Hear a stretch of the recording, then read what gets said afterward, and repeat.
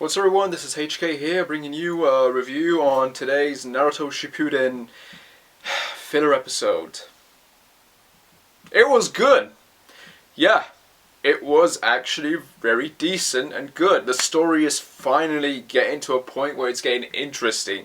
Now that's not excusing the fillers that we're going to have coming up and that. There's no excusing that at all. This is still, uninteresting and kind of and boring really, but just the concept of what they're doing now, at this point in time, it's getting good. We kind of have this story where, they've just gotten back and Sasuke is pretty much pissed at Naruto because he's getting all powerful and he's good chums with his dad, and he really isn't. He's trying to, he wants to learn from his dad, but he doesn't want shit to do with him. And it kind of just starts with Itachi coming in and asking him to join in with the conversation and telling him that, that in order for the Uchihas to become good with everyone, they need to swear total loyalty to the fourth Hokage. Sasuke's having none of that, and Itachi's dad just sits there and he's like, shut the hell up, boy, okay? This is Itachi's talking right now, he knows a lot more than you do, shut the hell up. Not like that, but it sounds like that, and it's pretty funny actually when it's done like this, but yeah. Sasuke, he's just getting more pissed, and during a confrontation with Naruto and Sakura, where they have a little quick fight, he just loses his mind, and then you've got Minato coming in at the last second, just when the two are about to clash. It's kind of similar to when that moment where Sakura was running towards them and crying, and then Kakashi comes and stops the two from fighting. It's kind of similar to this, except Sakura just stands there screaming, and the fight's taking place in the crater area where Sasuke's trying to master his Chidori. And Minato just flashes right in at the last second, pins Sasuke down, and he just blasts Naruto through the fucking rocks and out of the area. And it's a badass and hilarious moment. Just the interactions with the characters is just very good. And Sasuke at this point, he's just lost it. He runs away, and he meets with his dad, and he's like, he wants more power, and he basically it's kind of a very threatening point in this scene when he confronts his dad, and I'm watching this and I'm thinking, he's gonna stab his dad, isn't he? Like, imagine if they did that. Imagine if they went in that route. That would have been pretty badass, but that's not what happens. Instead, Sasuke just pretty much tells his dad that he knows he doesn't give a shit about him, and he himself doesn't want anything to do with him anymore. Like, he's not gonna bother with him anymore to help him. He wants to go on his own path. And we find out that Sasuke wants to join the military police, so he's dropped out of Team 7, he's gone, and he gets sent on this mission to look after the feudal lord, and his trainer is Senshu,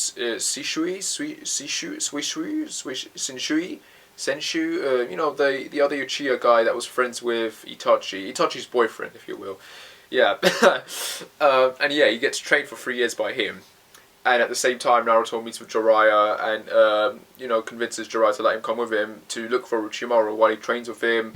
You get a little interaction with Kushina and Minato. Kushina's a bit pissed off on that. She doesn't want Naruto to go with Jiraiya just because of the, the things he's like. And Jiraiya's basically like, look, if it comes to that, I'm just going to send him away to Mount Miyoboku.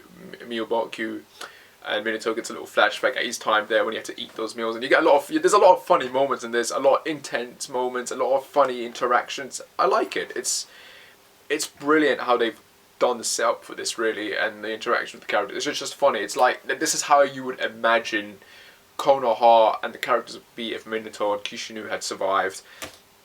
And it's very refreshing and nice to see that, compared to the last 10 episodes or whatever we got from this, which were just very boring and very unneeded. But everything we see here from Konoha's perspective, it's very nice and lovely. And Naruto gets seen off by his mom and dad, and Shikamaru's group and Sakura, who starts training with Tsunade. And yeah, the story just it's kind of a montage, if you will, kind of between the 3 characters that they're training and growing and that. And it cuts to 3 years later, obviously. And we get the big revelation, well, before the 3 years, we cut to the big revelation of who the villain, or main villain of this entire arc is.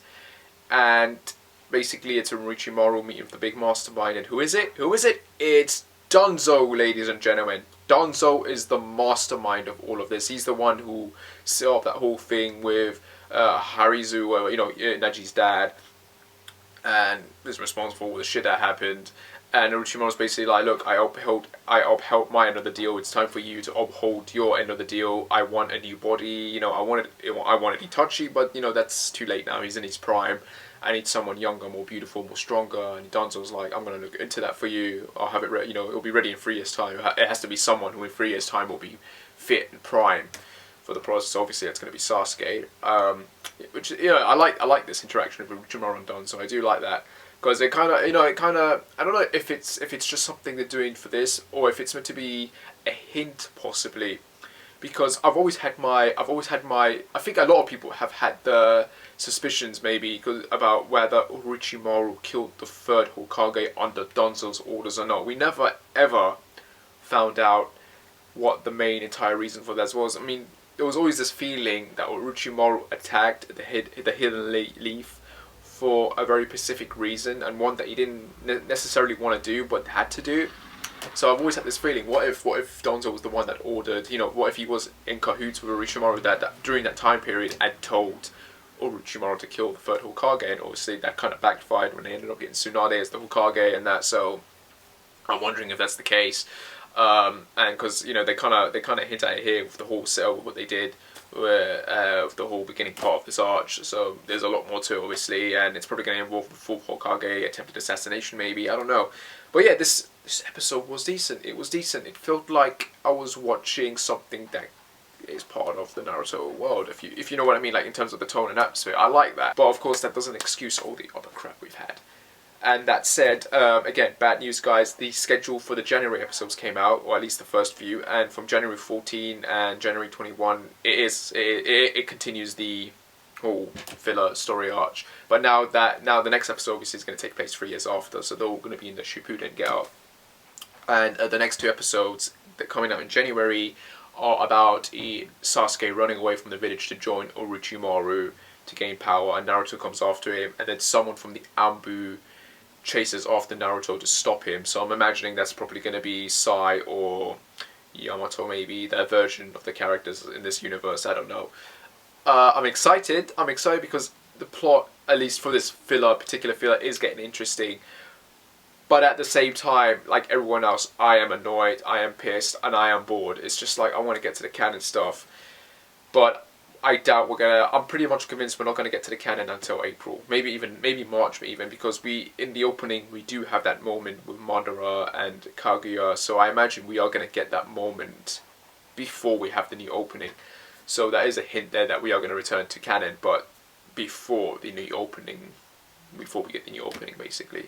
So you know, fingers crossed, because Shippuden needs to end at this point. And also, today's the 17th.